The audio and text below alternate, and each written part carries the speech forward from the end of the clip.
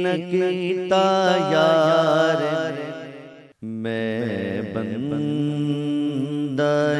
आसी हूँ, मैं बंदाए आसी हूँ, खताकार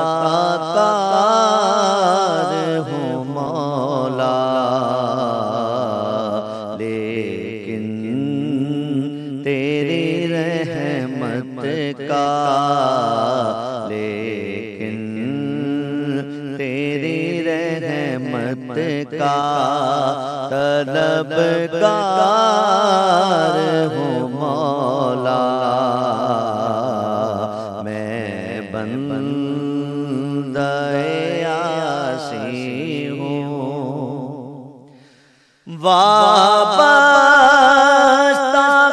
उम्मीद मेरी तेरे करम से, वाबस्ता उम्मीद मेरी तेरे करम से, तेरा हूँ फ़क़त तेरा परस्तार हूँ मौला, मौला मैं बंदाए आसी हूँ। जब तेरी शान करीमी पे नजर जाती है, जिंदगी कितने मराहिल से गुजर जाती है। बेतलब मुझको दिए जाता है देने वाला, हाथ उठते नहीं नियत मेरी भर जाती है।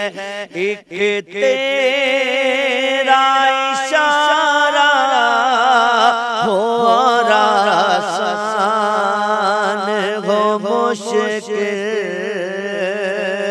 एक तेरा इशारा हो आसान हो मुश्किल,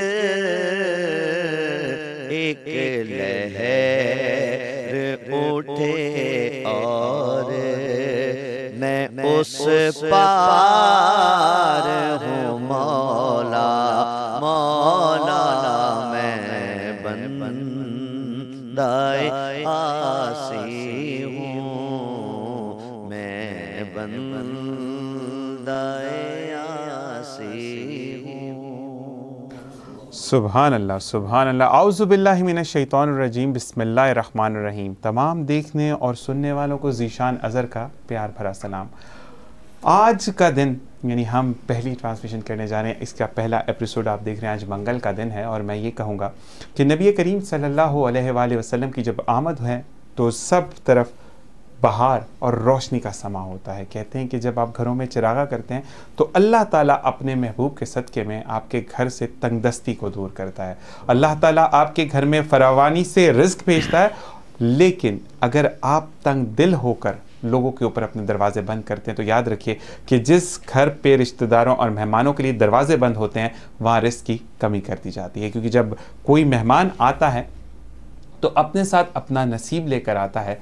आपके घर से जब वो खाता है तो आपको रहमतें और बरकतें देकर जाता है, और जब वो घर से वापस जा रहा होता है तो आपके घर से वो बलाएं, वो मुसीबतें अपने साथ लिए जाता है जो कि शायद आपको नुकसान पहुंचा सकती थी। जश्न सुबह बहारा प्रोग्राम का नाम, जो कि बदर भाई ने सजेस्ट किया है। प्रोग्राम का आगाज़ भी बदर भाई ने बहुत खूबसूरत अंदाज में हमदे बारी ताला से किया।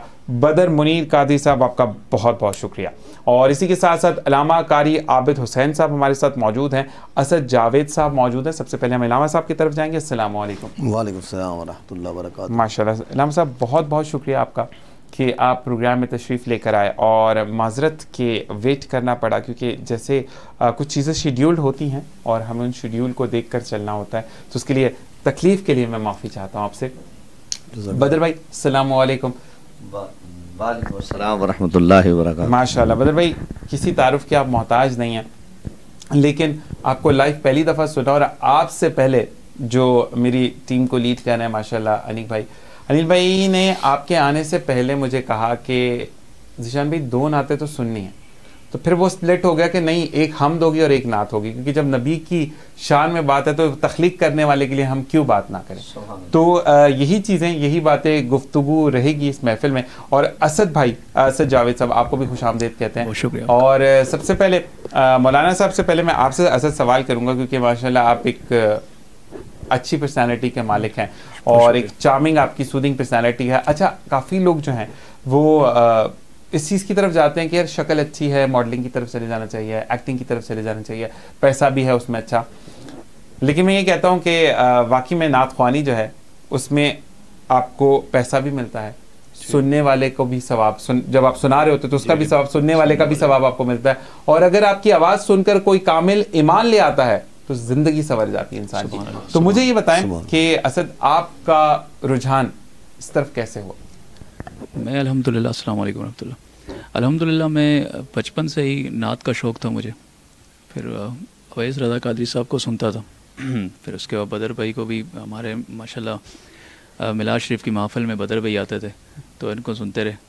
फिर इस तरह फिर 11-12 साल की उम्र हुई तो फिर नात पढ़ना शुरू कर दी माशाल्लाह। तो मतलब पहली दफ़ा जब नात पढ़ी थी तो खुद पढ़ी थी या किसी ने फरमाइश की थी? मैंने खुद पढ़ी थी। खुद पढ़ी थी मस्जिद में जाकर, जो अक्सर जुम्मे पे बच्चे पढ़े होते हैं वैसे? जी ऐसे ही पढ़ी थी। ठीक है जी। अल्लामा साहब, आपसे मेरा गुजारिश है कि मैं सवाल कर सकता हूँ? जी बिल्कुल कर सकते हैं। ठीक है जी। अल्लामा साहब, मेरा आपसे पहला सवाल ये है कि हम जिंदगी में जो भी अमल करते हैं, यानी हमें नमाज की तलकीन की गई कुरान पाक में, नमाज पढ़ो, लेकिन नमाज का तरीका नहीं बताया गया। नबी की सुन्नत अपनाते हैं तो नमाज अदा करते हैं, यानी तरीका हमें नबी ने बताया। इसी तरीके से एक तरीका नबी ने, एक प्रैक्टिस हमें बताई जो कि देखने वालों के लिए मैं आसान कर दूं, कि निकाह को आम करो जी, क्योंकि निकाह में बरकत है। आपको वो तमाम चीज़ें जो निकाह से पहले हराम है वो हलाल कर दी जाती है, सिर्फ एक ठप्पे के ऊपर। यानी आप 3 दफ़ा कबूल करते हैं, जाबो कबूल होता है, वही चीज़ आप पे हलाल हो जाती है। ठीक है। और इसका एक सर्टिफिकेट ये भी होता है कि आप अगर मियाँ बीवी में थोड़ी सी चपकलिश होती है तो घर वाले भी कूद जाते हैं कि क्या मसला हुआ। तो अल्लाह ताला ने निकाह में बहुत बरकत रखी है, लेकिन इसको तंग कर दिया गया कि अगर लड़के की इतने डिजिट्स में तनख्वाह होगी तो शादी होगी, वरना नहीं होगी। तो इस बारे में दीन हमें क्या कहता है? इस बारे में दीन में ये हुक्म है, इसकी कोई हैसियत नहीं है। नबी करीम अलैहिस्सलातु वस्सलाम ने, जैसे आपने फरमाया है कि निकाह को आसान फरमाया है। आप सल्लल्लाहु अलैहि वसल्लम ने फरमाया कि जब इंसान ईमान के अंदर दाखिल हो जाता है, मोमिन बन जाता है, इस्लाम में दाखिल हो जाता है, किसी अरबी को अजमी पर कोई फ़ौक़ियत नहीं है। और दूसरी बात यह है कि ख़ास तौर पर निकाह को आसान फरमाया, इसके लिए सुन्नत मुबारक है। नबी करीम अलैहिस्सलातु वस्सलाम ने इसको आधा ईमान फरमाया है। फिर उसके बाद ये है कि निकाह करने के बाद इंसान की ज़िंदगी संवर जाती है, बहुत सारे इंसान के अंदर तब्दीलियाँ आ जाती हैं। मैं जो आपने अहम सवाल किया है, बहुत अच्छी बात है। इसमें एक तो ये है कि कौम और नस्ल नहीं देखी जाए, ख़ास तौर पे सूरत को ना देखा जाए, दौलत को ना देखा जाए। नबी करीम अलैहिस्सलातु वस्सलाम की सुन्नत को अगर समझ कर निकाह किया जाए तो ये इबादत भी है और मुस्तकबिल इससे समझ जाता है, मुस्तकबिल रोशन हो जाता है। अगर मर्द जैसे निकाह करते हैं आजकल, जैसे दौलत को देखा जाता है या शोहरत को देखा जाता है, जैसे यह सूरत को देखा जाता है, ये बहुत गलत है। इस तरह जो सोच रख कर निकाह करते हैं, तो आप भी देख रहे हैं, हमारा पेशा है, हमारे पास इस तरह के मामला आते रहते हैं। उनका मुस्तकबिल भी समझ ख़राब हो जाता है, बर्बाद हो जाता है, और उनकी आखिरत भी बर्बाद हो जाती है। क्योंकि अगर हमारे नीयत के अंदर ये हो, हमारे दिल के अंदर इरादा ये हो, हमारी ख्वाहिश ये हो कि अल्लाह और उसके रसूल सल्लल्लाहु अलैहि वसल्लम का फरमान है, फिर जैसे मर्द के कुछ हकूक़ हैं औरत पर और औरत के मर्द पर, तो ये अगर इनको देख के चले ये क्या है, इनसे दूरी क्यों है, जैसे आप फरमा रहे हैं कि बहुत सारे मामला ख़राब हो जाते हैं ज़िंदगी के अंदर, दीन से दूरी की बात है। मर्द पर यह है कि मर्द पर जिम्मेदारी ये है कि जब निकाह कर ले, निकाह करने के बाद उसकी ज़िम्मेदारी है कि औरत का लिबास, औरत का खाना और उस औरत के लिहाज के लिए इंतज़ाम, ये मर्द पर वाजिब है, जिम्मेदारी है। अगर इंसान ये कर सकता है पूरी, तो उसके बाद जैसे आप फरमा रहे हैं, चाहे जितने शादी चाहे कर सकता है, सबसे पहले उसके हकूक़ अदा करना ज़रूरी है। अगर जो इंसान हकूक़ अदा नहीं करता तो उसके लिए अगर दुनिया में कोई पूछने वाला नहीं है तो आखिरत में उसकी बहुत सख्त गिरफ्त होगी। सुभान अल्लाह। तो नबी करीम अलैहिस्सलातु वस्सलाम ने फरमाया कि जब किसी, आजकल ये देखते हैं कि दौलतमंद हो, नहीं, इससे कोई, नबी करीम अलैहिस्सलातु वस्सलाम ने फरमाया जब निकाह करो तो सूरत को नहीं, सीरत को देखो। सुभान अल्लाह। नमाजी हो, मोमिन हो, दीनदार हो, अच्छे लोगों की सोबत में बैठने वाला हो, अच्छी सोबत में रहने वाला हो, उसके गुफ्तगू से इंसान को सुकून पहुंचता हो, तो इसके लिए ये शराइत रखी गई हैं। लेकिन आजकल हम बंगला हो, पैसा हो, दौलत हो, फिर उसके बाद शोहरत भी हो ख़ास तौर पर, फिर उसके लिए क्या करते हैं, फिर आपके सामने ही है। बिल्कुल ऐसा ही है। और मैं ये कहूँगा अल्लामा साहब के फिर ये देखते हैं, क्योंकि जहाँ तक मेरी तालीमात हैं, अगर मैं नाक़िस हूँ तो मुझे क्लियर कीजिएगा, कि कवारे मर्द के लिए कवारी औरत और कवारे औरत के लिए कवारा मर्द बनाया गया है। लेकिन आजकल ये है कि अगर बैंक बैलेंस अच्छा है तो वो मतलब उसने 3 पहले शादियां छोड़ भी दी हो, चौथी करवा देंगे, कोई मसला नहीं, मर्द है। नहीं पता भी हो ना, आजकल तो जो ये देखा जाता है, हमारे पास तो इस तरह के मामला भी आते हैं, जैसे 3 शादियाँ की हुई हैं, उनको पते उनके बच्चे हैं, सिर्फ पैसा है ना।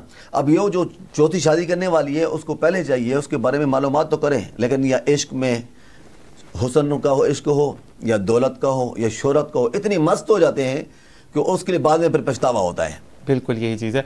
बदर भाई, मैं आपसे ये सवाल करूंगा, क्योंकि माशाल्लाह आप नात ख्वानी के साथ बहुत अच्छा बोलते भी हैं, तो मुझे ये बताएं कि आप कैसा देखते हैं ऐसे लोगों को कि जो सिर्फ इस नीयत से शादी करते हैं कि या तो लड़की अमीर है या लड़का अमीर है तो ज़िंदगी अच्छी संवर जाएगी। कहाँ गारंटी है कि ये सारी ज़िंदगी साथ रहेगा?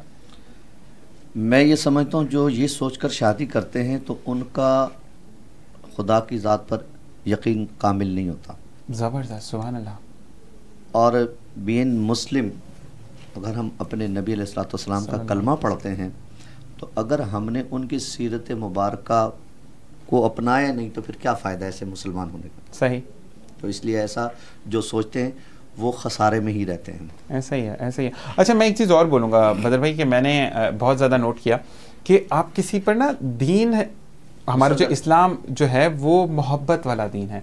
वो कभी भी ये नहीं कहता कि किसी को गुस्से से बोलो नमाज पढ़ना या मार कर लेके जाओ, मोहब्बत से बोलो, प्यार से बोलो। नबी करीम सल्लल्लाहु अलैहि वसल्लम ने हुस्ने इखलाक से जंग जीती कुफ्फार के ऊपर, मुसलमान किया लोगों को। मैंने आज तक नहीं सुना, मुझे हिस्ट्री में मैं हर एक से कहता हूँ कि मुझे बता दे कि मेरे नबी करीम सल्लल्लाहु अलैहि वसल्लम ने कभी तोपे लेके गए हों, कभी आप खंजर लेके गए हों, आपने हुस्ने इखलाक से दोस्तों को गर्विदा किया, लोगों को अपना, और लोग जौ दर जौ पर इस्लाम की तरफ आए। क्योंकि इस्लाम से पहले तो जहालत थी, औरत को भी मुकाम इस्लाम नहीं दिया, वरना पहले तो जिंदा दफन कर दिया जाता था। ये सबको जो जो मकाम, जो जो इज्जतें, जो जो रिफतें और दीन में वसतें मिली हैं, ये सब के सब मेरे नबी अलैहिस्सलाम की आमद के बाद हुआ। सुभान अल्लाह, सुभान अल्लाह। और बिल्कुल जी, हम भी 3 दिन के बाद मनाएंगे जश्न विलादत नबी सल्लल्लाहु अलैहि वसल्लम, यानी जुम्मे का दिन, और मुबारक दिन है। और इस दिन पे जब कोई भी मामलात ज़िंदगी है, क़यामत आनी है, तो जुम्मे का दिन होगा।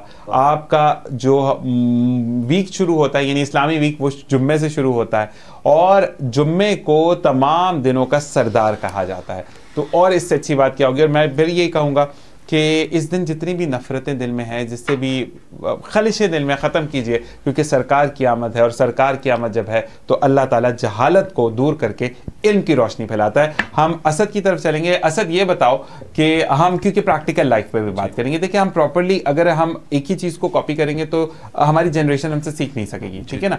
आप एक रोल मॉडल बनोगे, ठीक है, कि आप तो ये बताओ कि इसके अलावा, नात ख्वानी के अलावा लाइफ में क्या करते हो? जिम विम जाते हो, गेम्स खेलते हो, क्या करते हो? जी, इसके अलावा मैं जिम भी जाता हूँ, ये तो हॉबीज़ में शामिल है फिटनेस के लिए। लेकिन ये है कि मैं ग्राफिक डिज़ाइनिंग भी करता हूँ जॉब के हवाले से। ठीक ठीक ठीक। तो यही मेरा रोज़गार है साथ। लेकिन नात ख्वानी जो है ये मेरा शौक़ भी है, इबादत भी है, माशाल्लाह। लेकिन इसके अलावा मैं काम करता हूँ अपना।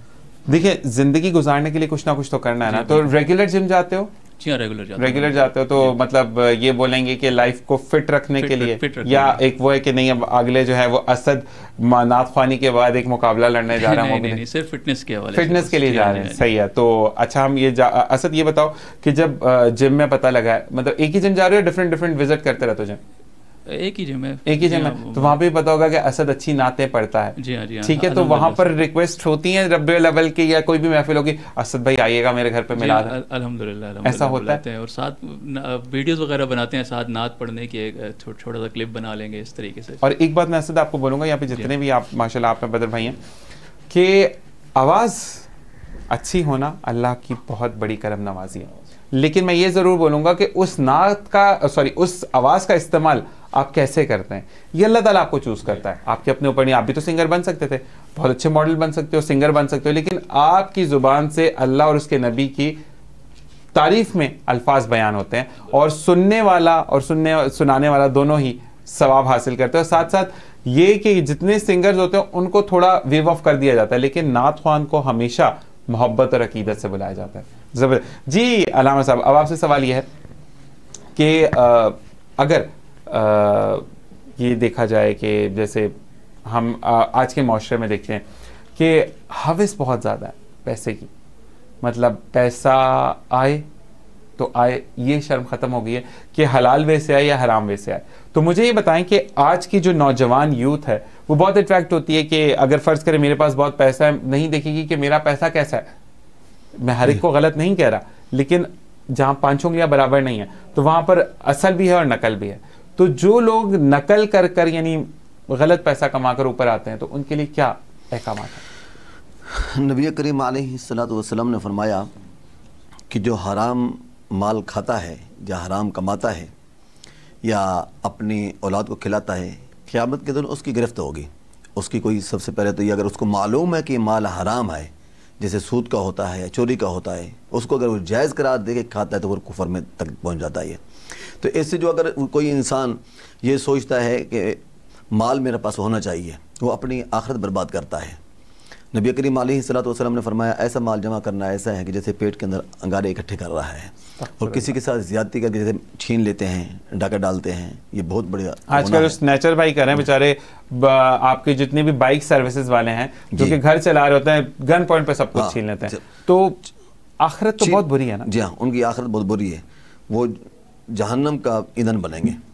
नबी करीम अलैहिस्सलातु वस्सलाम ने मना फरमाया है, जिसके ऊपर कोई अगर हज़रत समर रज़ी अल्लाह ताला अन्हु रिवायत करते हैं कि नबी करीम अलैहिस्सलातु वस्सलाम ने फरमाया कि अगर कोई फ़ाक़े में है, कोई परेशानी में है, किसी तकलीफ़ में है, वो अगर किसी से सवाल नहीं करता तो अल्लाह तबारक व तआला की बारगाह में हाज़िर होता है और वहाँ सवाल करता है तो अल्लाह तबारक व तआला उसकी दुआ को कबूल फरमाता है, उसके रिज़्क़ के लिए वसाइल पैदा फरमाता है।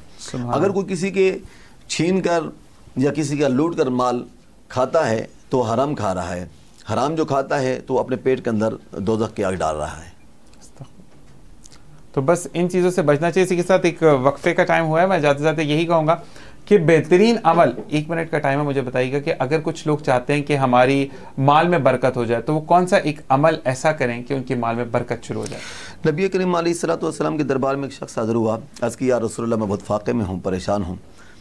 तो आप सल्लल्लाहु तआला अलैहि वसल्लम ने फरमाया जब घर के अंदर दाखिल हों तो सलाम करो। सुभान अल्लाह। सलाम करने के बाद फिर दुरूशी पढ़ो, फिर 1 मरतबा सूरत इखलास पढ़ो। सुभान अल्लाह। रिवायत में आता है कि उस साहबी ने इस पर अमल किया और अल्लाह तबारक व तआला ने ऐसी दौलत अता फरमाई कि वो हमसायों को बांटने लगा। सुभान अल्लाह, सुभान ऐसा अल्लाह। अमल है। बिल्कुल जी। कहते हैं कि जब आप घर में दाखिल होते हैं, सलाम करते हैं और सूरह इखलास का जब आप विर्द करते हैं तो फरिश्ते आपके घर पर रहमतें और बरकतें लेकर आते हैं। इसी के साथ एक वक्फा, नबी करीम सल्लल्लाहु अलैहि वसल्लम का इरशाद पाक है कि हसद से परहेज़ करते रहो, क्योंकि हसद नेकियों को इस तरह से खा जाता है जिस तरह से आग सूखी लकड़ी या घास को खा जाती है। मिलते एक वक्फे के बाद। अस्सलामु अलैकुम व रहमतुल्लाह।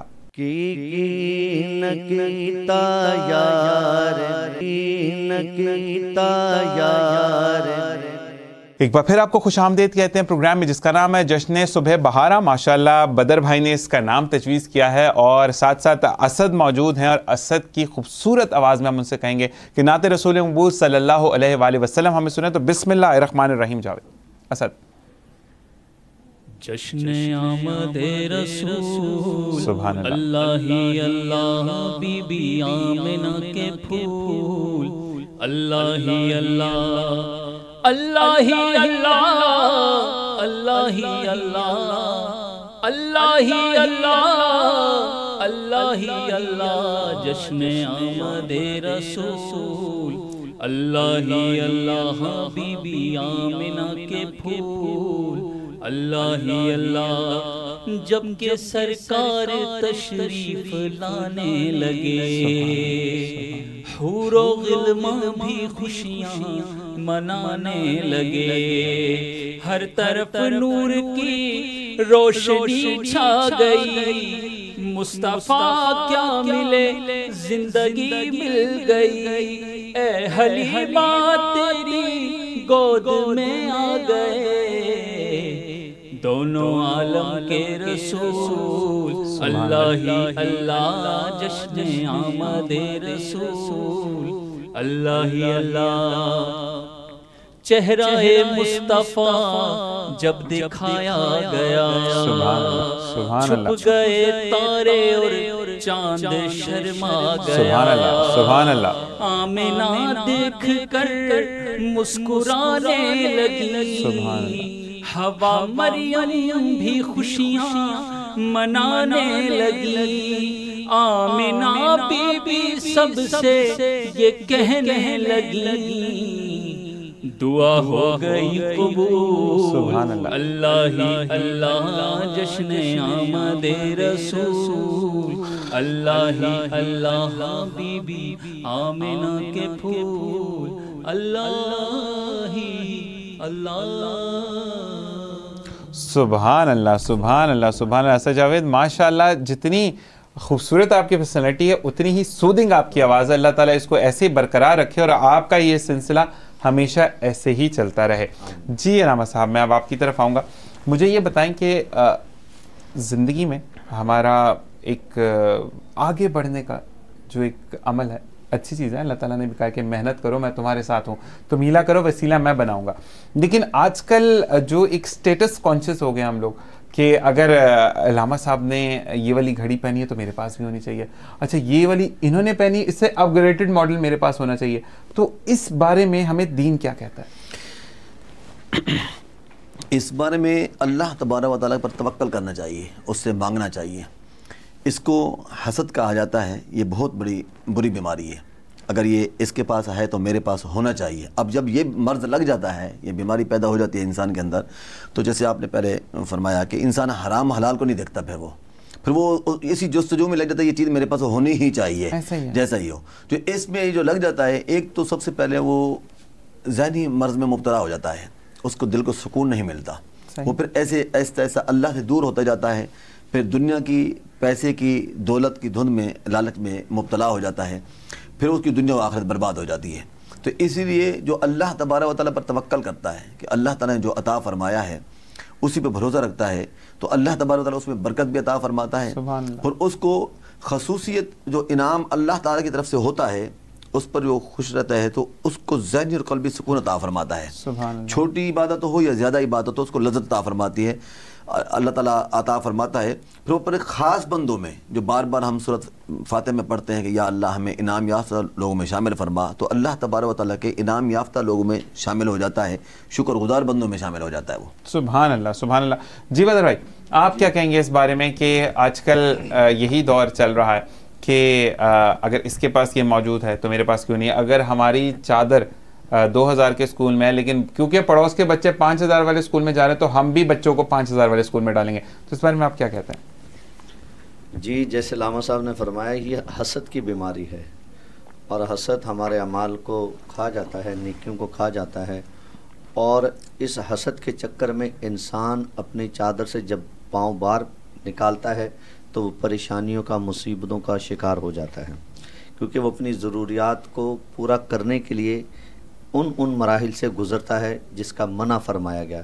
सूद के चक्कर में पड़ जाना, ऐसा ही है, ठीक है, और इसी तरह से और गलत ज़राए इख्तियार करना कि यार बस जो ये इसके पास चीज़ है ये मैं हासिल करूं, जबकि मना फरमाया। अब एक चीज़ आप पर अच्छी लग रही है, वो आप पर अच्छी लगेगी बिकॉज आपकी पर्सनैलिटी अच्छी है, मेरी पर्सनैलिटी वो नहीं है, बट मैंने वो अचीव करनी है। अब वो मेरे पे अच्छी लगे या ना लगे तो भी वो नुकसान दे, पैसा भी नुकसान हसद में ही आ जाएगा। बिल्कुल बिल्कुल बिल्कुल। तो इसलिए कहा जाता है उस बीमारी से बंदा दूर रहे तो अच्छा है। वो कोई नबी करीम सल्लल्लाहु अलैहि वसल्लम ने कहा हसद नेकी को इस तरह से कहा जा सकता है, आग सूखी लकड़ी या घास को खा जाती है। जी असद, आपकी तरफ आते हैं। आप मुझे ये बताओ कि आप न्यू जनरेशन में हो, मुझे ये बताओ असद कि आजकल दौड़ लगी हुई है कि अगर अब फ़र्ज़ करें असद के मस्क्यूलर आर्म्स के साथ आपका शाना चौड़ा है, शाना अल्लाह ताला की तरफ से होता है, मैं भी जिम जाता हूं तो वहां पर ये चीज़ होती है कि ये चीज़ आपकी अपनी है, बाकी आप उसको ह्यूज और श्रिंक कर सकते हो। तो मुझे बताओ कि आजकल के जो लड़के हैं वो आकर ये कहते हैं इसके पास तो ये है, मेरे पास ये मौजूद नहीं है, और वो फिर गिला करते हैं। तो अस्तगफिरुल्लाह, कभी कभार ऐसे अल्फाज भी अदा हो जाते हैं जो कि अल्लाह ताला को नापसंद होते हैं। तो ऐसे लोगों को आप क्या कहते हो, मतलब किस तरह मोटिवेट करते हो? बस ये है कि उनको हसद या इस तरह के गिला नहीं करना चाहिए, ये कहना चाहिए कि रश करना चाहिए और दुआ करनी चाहिए कि या अल्लाह माशाल्लाह इनको आपने दिए तो मुझे भी अता करें। बेस्ट तो ये ना कहें कि इनके पास है तो बिल्कुल हो सकता है। कभी कभी हमें कुछ ऐसी चीज़ होती है जो हमें जो है वो हमारे लिए बेहतर नहीं होती, सही, लेकिन हम वो भी मांग लेते हैं, फिर उसका फिर बाद में हमें अल्लाह ताला तो देने वाली ज़ात है, वो दे देते हैं, लेकिन बाद में कभी कभी उसका फिर नुकसान भी होता है हमें। यही चीज़ है, मैं ये कहता हूँ कि अल्लाह ताला ने आपके लिए बेटर एक कुछ सोचा होता है, लेकिन फिर मैं खुद भी ये कहता हूँ कि being a human being Asad हमारे अंदर थोड़ी सी ना जल्दी बहुत होती है। हम कहते हैं कि बस फड़ाक, वो कहते हैं ना 2 दिन में महबूबा आपके कदमों में, तो वो अक्सर हम पढ़े होते हैं, तो वो चीज़ें थोड़ी सी ख़राब हो जाती हैं। अल्लाह ताला जो देता है वो हमेशा के लिए होता है। फिर अल्लाह देखें, एक चीज़ है कि बीइंग अ मुस्लिम कामिल ईमान है कि हम आए हैं, हमने मौत का जायका चखना है। हर कहते हैं ना कि हर जानदार को मौत का जायका चखना है, ये तो कुरान में है। और मसला ये है कि हमारे यहाँ पर हम आखिरत को भूल गए। और मैं ये फिर कहूँगा, जैसे कि मौलाना साहब ने, बदर भाई ने कहा कि शायद जानी की भी माफ़ी है, आप सच्चे दिल से तौबा करते हैं आपको माफ़ी मिल जाती है, झूठ बोलने वाले को भी माफ़ी मिल जाती है, लेकिन सूदखोर को माफ़ी नहीं है, क्योंकि अल्लाह ताला को आप ललकार के कहते हैं कि हिम्मत है तो आओ मुझसे लड़ो। तो सूद के ऊपर तो फिर कोई खुली जंग है, तो उसका तो कोई कफारा है ही नहीं। तो बस अल्लाह ताला हमें सूद के पहलू से दूर रखे और बेहतरीन अंदाज में हमें ज़िंदगी गुजारने की तौफीक अता फरमाए। जी बदर भाई, मैं आपकी तरफ आऊँगा कि जो बच्चे नए आते हैं नात ख्वानी के लिए, क्योंकि माशाल्लाह आपको कितना अर्सा हो गया नात ख्वानी में? मुझे तकरीबन 25 से 26 साल हो गए। 26 साल हो गए। तो मुझे ये बताएगा, पहला दिन जब नात ख्वानी की थी तो उस वक्त का कुछ टाइम याद है? कि उस वक्त एक जोश तो हर एक में होता है, क्योंकि जब आप आ रहे होते किसी फील्ड में, लेकिन एकदम से आपको चांस मिल गया था या आपको भी अपना आप मनवाने में टाइम लगा, आप साबित कदम रहे और आप जाते रहे महफिल में? वैसे मैं तकरीबन जो है ना डेट और टाइम भूल चुका होता हूँ, मगर ये वो आपने सवाल किया कि जो मैं कभी नहीं भूल सकता, इसके लिए मुझे हार्ड स्ट्रगल करना पड़ी। माशाअल्लाह। मेरे इर्द गिर्द के लोग तारीफ भी करते थे और फिर वही रास्ते में रुकावटें भी खड़ी कर देते। ऐसा ही है, लेग पुलिंग तो बहुत है। यस, तो मुझे एक नात पढ़ने का मौका मिलता था और वो जैसे कहते हैं ना, एक बॉल मिलती है और वही चौका लग जाता है, छक्का लग जाता है, या आउट हो जाते हैं। नहीं, मेरा चौका छक्का नहीं, वैसे मैं कह रहा हूँ या आउट हो जाते हैं, तीनों चीजें होती है ना, मतलब मैं देखने वालों के लिए बता रहा हूँ, या आप आउट होते हैं या चौका लगता है, छक्का लगता है। तो बस वो छक्का इधर होता था, आउट वो हो जाता था। सही। तो ये लोगों को बात बर्दाश्त नहीं होती थी कि हम इसको इतना रोकते हैं, इतना वो करते हैं, फिर भी इसका लक कैसा है कि वो कहते हैं ना कि मोहम्मद से वफा तूने तो हम। सुभान अल्लाह, सुभान अल्लाह। ये जहाँ चीज़ है क्या लौहो कलम तेरे हैं। खाली नात पढ़ना ही कोई फनकारी नहीं है, बल्कि नात के साथ साथ मैं सबको ये कहता हूँ कि नमाज की पाबंदी रखें, सुभान अल्लाह, सुभान अल्लाह, तहारत का ख्याल रखें, हुस्न इखलाक का ख्याल रखें, हकूकुल इबाद का ख्याल रखें, सीरत नबी अपनाओ। हाँ, ये नहीं कि आप नाम से तो मुसलमान हैं, किरदार से मुसलमान नहीं। वाह, क्या बात है बदर भाई। और इसके लिए मैं ये भी कहता हूँ कि आजकल एक बड़ा फिनोमेना जो आम हुआ हुआ वो ये है कि बदतमीजी सबसे करते हैं, लेकिन टाइम नहीं है, नमाज पढ़ने जा रहा हूँ। यस, ये अक्सर मैंने रमज़ान ट्रांसमिशन अपनी बात की कि 20 रुपए की चीज़ दुकानदार 500 में बेच के कहता है जल्दी करो कहीं नमाज का जाना हो जाए। तो हुकूक अल्लाह तो फिर माफ़ है, हुकूकुल इबाद माफ़ नहीं है जब तक आपको वो शख्स माफ़ नहीं करता। तो अब जो बच्चे नए आ रहे होते तो उनको ट्रेनिंग्स भी देते हैं?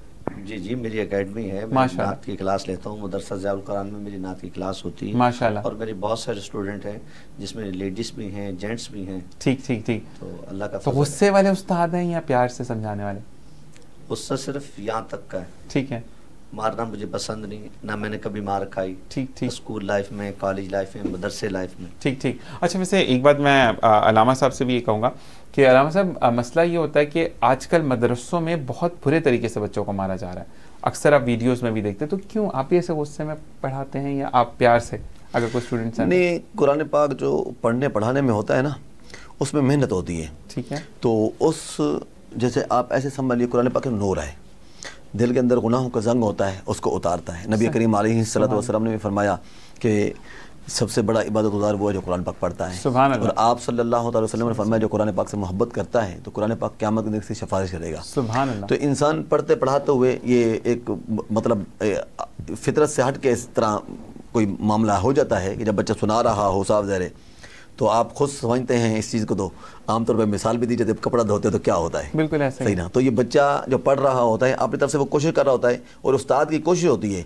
कि सारा मामला जो प्यार और मोहब्बत से हो, और जो प्यार और मोहब्बत से तालीम दी जाती है तो वो गुस्से और जज्बात से नहीं दी जाती।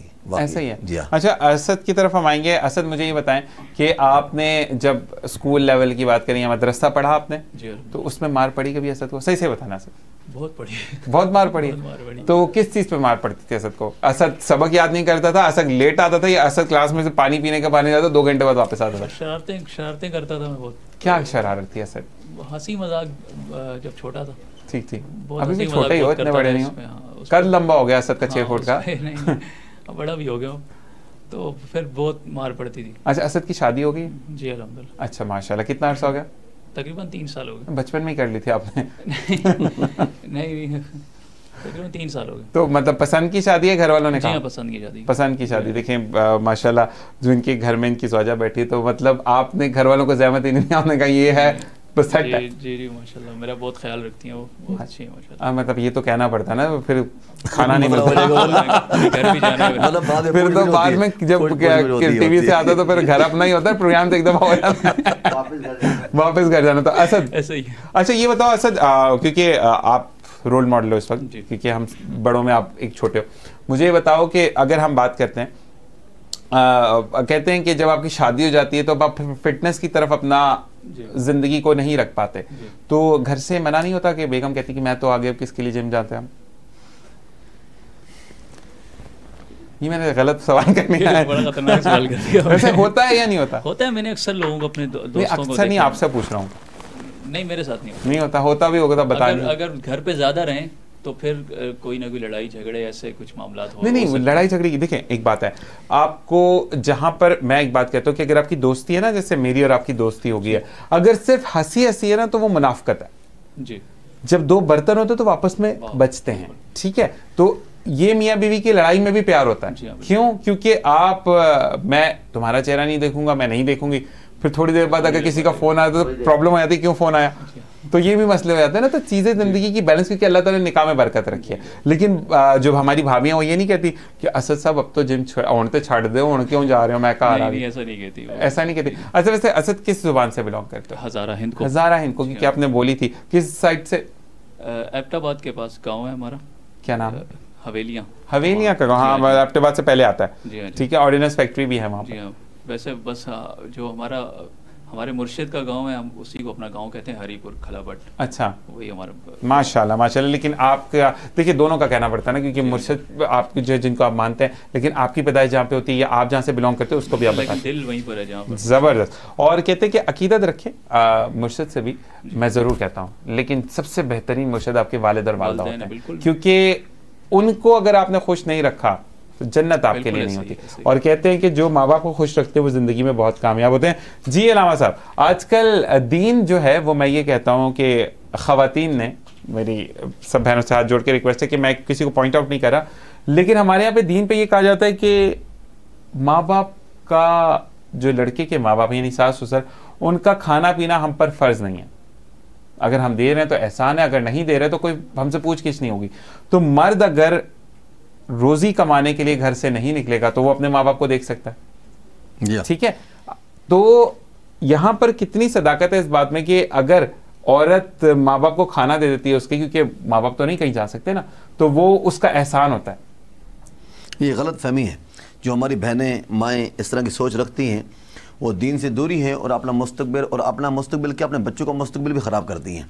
वो कभी ज़हनी कल्बी सुकून नहीं मिल सकता। नबी करीम अलैहिस्सलातु वस्सलाम ने फरमाया कि जब बच्ची एक घर से ब्याह होकर उसको दूसरे घर के अंदर जब दाखिल होती है ना, तो एक माँ बाप को छोड़ के आइए, तो सास ससुर उसके माँ बाप हैं, सुभान अल्लाह। उनको माँ बाप का दर्जा दे, माँ बाप की इज़्ज़त दे और माँ बाप समझ के उनकी खिदमत करे। और जो सास ससुर हैं उसको बहू नहीं समझे, उसको बेटी समझ के। इत्तेफाक आज मैं पढ़ाने गया तो आज भी यही मतलब मामला हो रहा था, गुफ्तगू हो रही थी, इत्तेफाक की बात है। तो मतलब वो बेटी जो है वो अपने माँ बाप सास ससुर को समझ के उनकी खिदमत करे, तो ये इबादत भी है, माँ बाप को देखना इबादत है, हज का सवाब है, बिल्कुल ऐसे ही। और अगर वो सास ससुर उसको बहू नहीं समझे, उसको बेटी समझेंगे, तो घर जन्नत का गहवारा है, कभी उस घर के अंदर परेशानी नहीं आ सकती।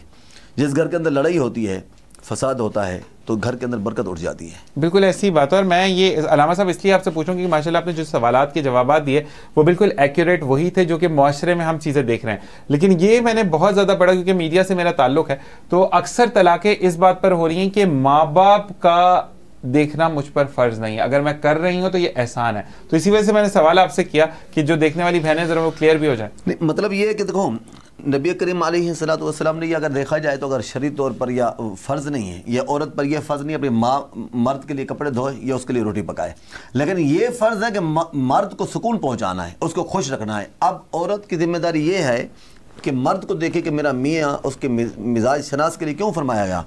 हज़रत अम्मा आयशा सिद्दीक़ा रज़ी अल्लाह ताला अन्हा के शान जो बार बार बयान करते हैं और उसमें कहा जाता है वो सरकार दो आलम सल्लल्लाहु अलैहि वसल्लम में मिजाज शनास थी, तो इस वजह से उनको कामयाबी मिली और ये मकाम मिला। तो औरत को सबसे पहले जब निकाह करके जाती हैं तो उसके मिजाज को समझना चाहिए कि मेरे मियाँ को किस तरह खुशी मिलती है, और उसी खुशी के लिए सब कुछ ही करती हैं और उनको करना भी चाहिए। अब मैं यही कहता हूँ ना कि एक शख्स है जिसकी 40,000 रुपये महीने की तनख्वाह है, किराए का घर है, वो अपने माँ बाप के लिए इलादा नौकर तो नहीं रख सकता ना। फिर वो अगर आपके हुकूक में से पैसे काटता है तो भी बुरा बनता है। जी, तो मसला ये वाली बात है, मर्द बेचारा तो हर जगह पिस रहा है, मजलूम औरत होती है लेकिन पिसता मर्द है। अक्सर ऐसा ही है कि जब अगर मिसाल के तौर पर बीवी की सैर ले तो माँ बाप बहन भाई कहते हैं कि ये ससुराल का है, अगर वहाँ से थोड़ी सी कमी हो जाए तो वो बोलते नहीं ये तो माँ बाप का है। ये जंग तो चल रही है, ऐसा से सवाल नहीं पूछेंगे। ये जंग तो चल रही है, वाकई से चल रही है। अच्छा जी बदर भाई, आप बताना पसंद करेंगे कि ऐसे लोग, क्योंकि आपकी नज़र के सामने से भी गुजरते हैं, तो क्या कहेंगे ऐसे लोगों के लिए जो ख़वातीन ये कहती हैं कि हम क्यों करें सास ससुर के बारे में इस तरह से बात? मैं ये समझता हूँ कि जो इस किस्म की बात करते हैं वो तो अपना घर ख़राब करती हैं। बेहतर तो ये कि वो अपने वालिदैन को जब छोड़ कर आती हैं तो ससुराल को ही अपने वालिदैन का दर्जा दें। इसी में उसकी इज़्ज़त होती, इसी में उसके घर की बरकत होती, और उन्हीं की दुआओं से अल्लाह पाक उन पर और फजल अपना करम करता है। माशाल्लाह। इसी के साथ प्रोग्राम का वक्त ख़त्म हुआ। बदर भाई, हम आपकी नात पर प्रोग्राम को एंड करेंगे। मैं पहले खुदाफिज कर लूँगा। आप तीनों को बहुत बहुत शुक्रिया कि आप लोग तशरीफ़ लेकर आए। बहुत खूबसूरत आवाज़ है। असद, आपको मैं दोबारा ज़रूर बुलवाऊँगा और आपने आना भी है। बदर भाई, आपकी भी आमद का मैं मुतवक्किल रहूँगा कि आप ज़रूर अपनी तशरीफ़ लेकर आएँ, और जो भी सुनने वाले वो आपकी खूबसूरत आवाज़ से लुत्फ़अंदोज़ हो सके। इसी के साथ मैं भी चाहूँगा इजाज़त इस दुआ के साथ कि जहाँ रहिए खुश रहिए, खुशियाँ बिखेरते रहिए। सिर्फ इस बात का ख्याल रखिए कि चिरागा करना घर पर, आप अपने घर को रोशन करते हैं इसलिए कि नबी की आमद है, लेकिन वो चिरागा कुंडे पर ना हो, वो आपका पर्सनल मीटर उसमें तार लगी हुई हो। क्योंकि कहते हैं कि चोरी करके अगर आपने कुछ खुशी हासिल की तो वो खुशी नहीं, बल्कि आप अपने लिए जहन्नुम का ईंधन जो है उसको इकट्ठा करें। इसी के साथ कल फिर आपसे मुलाकात होगी, और अपने प्यारों का ख्याल रखिएगा। अल्लाह नेगेबान जी। की न कीता यार ने एक यार वास्ते, की न कीता यार ने एक यार वास्ते, रब महफिला सजाया ने सरकार वास्ते, दिल याद ले बनाया तारीफ लई जुबान, दिल याद ले बनाया तारीफ लई जुबान, अखियां बनाया सोहने दे दीदार वास्ते, अखियां बनाया सोहने दे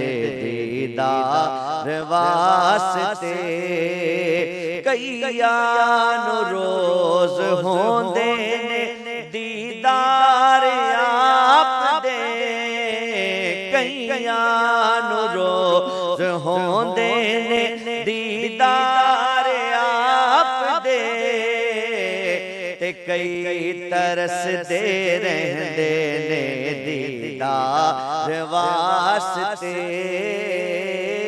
कई तरस दे रहंदे ने दीदार वास्ते, सदका नबी दी आल दा बख्शे खुदा शिफा, सदका नबी दी आल दा बख्शे खुदा शिफा मंगो दुआ मेरे जे बीमार वास्ते रब में है की न कीता यार।